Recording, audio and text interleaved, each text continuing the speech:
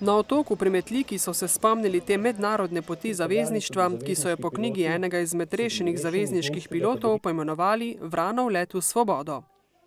V imenu ujetnikov britanske vojske, ki ste jim pomagali na prostost, se vam srčno zahvaljujem za vašo hrabrost in za vašo odločenost ohraniti v spominu ta primer britansko-slovesnega prijateljstva.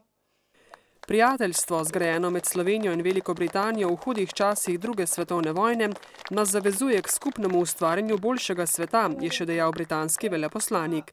Spominska prireditev na otoku, ki so jo prvič pripravili lani, pa ne pričale o prijateljstvu med narodi, je tudi spomin in opomin našim zanamcem, da vedo, kaj se je takrat tukaj dogajalo in kaj je Bela krajina pomenila v drugi svetovni vojni.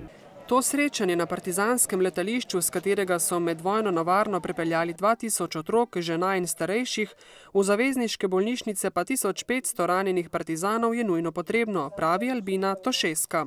Nujno potrebno je pa posebej še v tem času, ki je marsikdo resnico drugače obrača. Naša dolžnost je, da zagovarjamo resnico in ohranjamo spomin na del naše zgodovine, na katerega smo lahko upravičeno ponosni, še dodaja Tošeska.